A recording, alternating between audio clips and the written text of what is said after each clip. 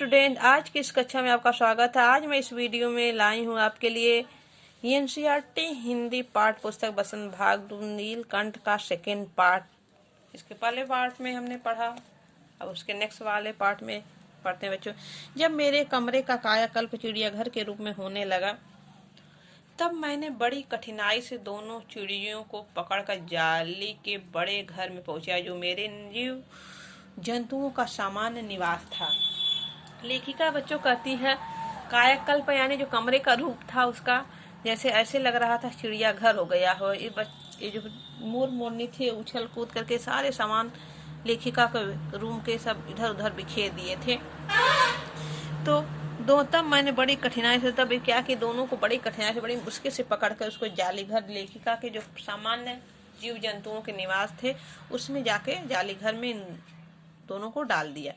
दोनों नवागंतुकों ने पहले से रहने वाले में वैसे ही कुतूहल जगाया जैसे नववधू के आगमन पर परिवार में स्वाभाविक है।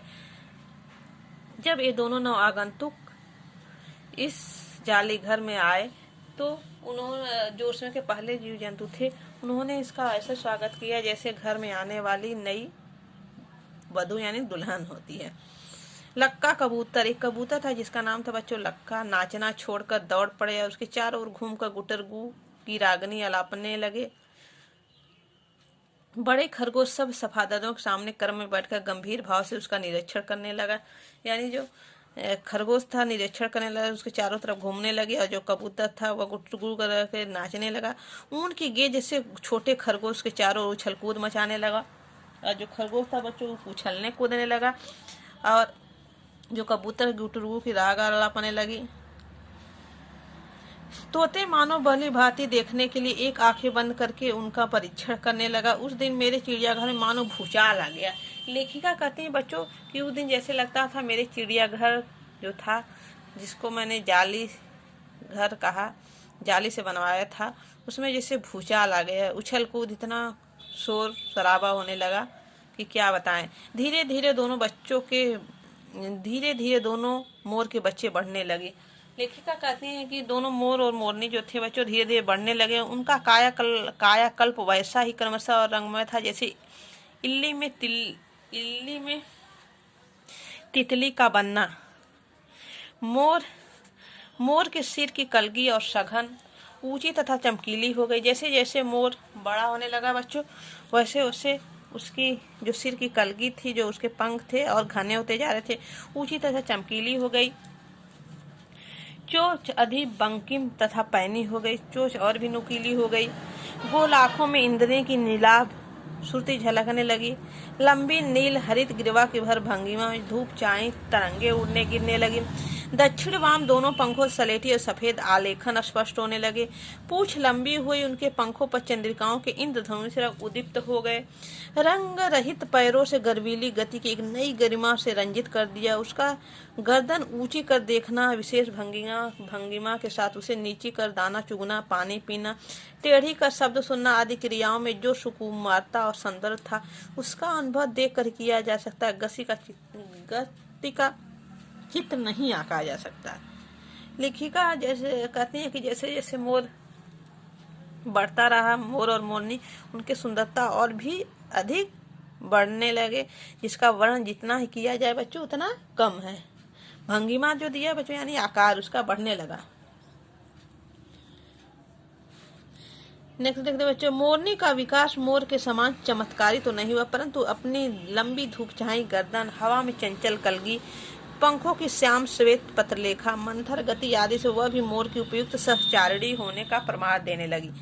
लेखिका कहती है बच्चों, मोर जैसे मोर के पंख फैल गए, मोर की जो नील गई थी ग्रिया, उसकी गर्दन लंबी हो गई, और उसकी आंखों में इंद्रिय जैसे झलक होने लगी। उसकी जो चोट थे पैनी हो गई और नुकीली हो गई। ये सब जितना सब विकास हुआ उससे मोर में, उतना मोरनी में तो नहीं हुआ, लेकिन उसका भी मोर की अपेक्षा थोड़ा बहुत मोरनी में भी विकास हुआ। ये लग रही थी कि उसकी सहचरणी यानी उसकी पत्नी जैसे मोर की पत्नी जैसे लग रही थी। हवा में चंचल कलगी का फैलना, उसकी चमत्कारी मोर के श्वेत चंद्र के पत्रलेखा मंद्रगति आदि से सहचारी होने का प्रमाण देने लगी। नीलाव ग्रीवा के कारण, नीलाव यानी नीले गर्दन,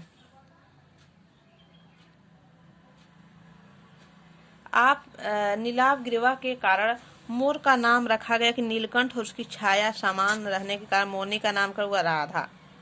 नीले गर्दन रहने के कारण मोर का नाम बच्चों क्या पड़ा? नीलकंठ, और उसकी छाया जैसे समान रहने वाली मोरनी का काम क्या नाम पड़ा?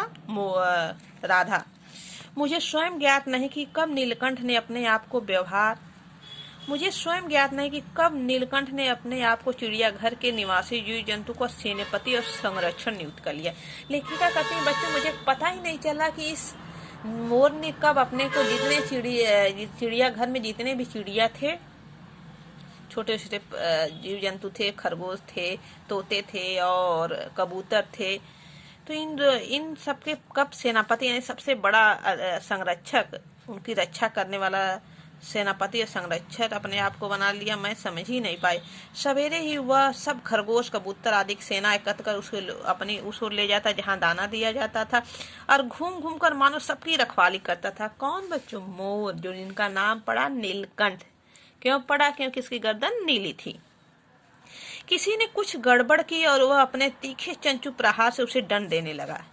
यदि कहीं कोई उस चिड़ियाघर में बच्चों कोई भी चिड़िया, चाहे कबूतर हो, चाहे तोते हो, चाहे खरगोश हो, कोई भी यदि कुछ शरारत करता तो अपने तीखे चंचू यानी अपने चोंच से उसको प्रहार करती यानी मारती थी, उसको दंड देती थी, उसको सजा देती थी।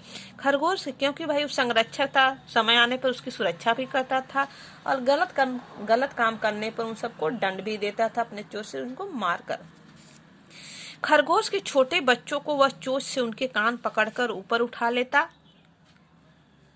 और जब वह आत्मकंदन न करने लगते अधर से लटकाए रहता।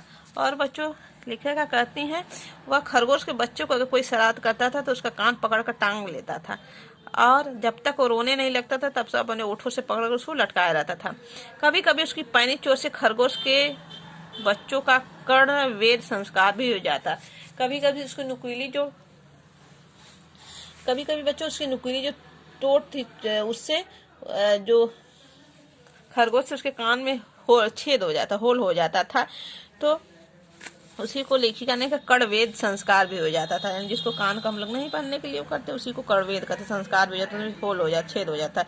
पर वे फिर कभी उसे क्रोधित होने का अवसर न देते थे। लेकिन सब जो पक्षी थे उसका सम्मान भी करते थे बच्चों। यदि उस सजा दे देते थे दोबारा उसको फिर ऐसा सजा देने का मौका नहीं देते थे, वह अच्छा से रहते थे सब। दंड विधान के समान उन जीव जंतुओं के प्रति उसका प्रेम भी असाधारण था। वह मोर जो था सभी जीव जंतुओं से बहुत ही प्रेम करता था। भले ही गलत काम करने पर उन सबको दंड देता था, सजा देता था, लेकिन उनसे उतना ही प्रेम भी करता था। प्राय वह मिट्टी में पंख फैलाकर बैठ जाता और वे सब उसकी लंबी पूंछ और सघन यानी घनी घनी पंखों में छुएल सा खेल खेलते रहते। कौन? खरगोश का बच्चा रहता था, तोता रहता था और कबूतर, ये सब जब पंख मोर फैला लेता था तो उसमें सब छुआई का खेल खेलते रहते थे। किसमें? चिड़ियाघर में। ऐसे ही किसी स्थिति में एक सांप जाली के भीतर पहुंच गया। सब जीव जंतु इधर उधर छिप गए। केवल एक शिशु खरगोश सांप को पकड़ में आ गया। छोटा सा बच्चा सांप की पकड़ में आ गया खरगोश का। निगलने के प्रयास में सांप ने उसका आधा पिछला शरीर मुंह में दबा रखा। शेष आधा जो बाहर आ गया उसका चींची के स्वर भी निकल नहीं आया था तो किसी को स्पष्ट सुनाई दे सके। नीलकंठ दूर ऊपर झूले में सो रहा था। उसके चौकन्ने कानों में उस मंद स्वर की व्यथा पहचाने वह पूछ पंख समेट कर सर के एक झटके में नीचे आ गया। संभवतः अपनी सहज चेतना से ही उसने समझ लिया कि सांप के फन पर चोट मारने से खरगोश भी घायल हो सकता है। तुरंत उसने समझ लिया कि सांप के फन पर यदि मारेंगे तो वह खरगोश घायल हो जाएगा, इसलिए वह दिमाग से सूझ समझदारी से अपना काम किया। उसने सांप के फन के पास पंजों से दबाया, फिर चोट से इतने प्रहार किए कि वह अधमरा हो गया। पकड़ ढीली पड़ते ही खरगोश का बच्चा मुख से निकल तो आया परंतु निश्चेष्ट सा वहीं पड़ा रहा। राधा ने सहायता देने की आवश्यकता नहीं समझी, परंतु अपनी मंद केका से किसी असमान घटना की सूचना सब और प्रसारित कर दी।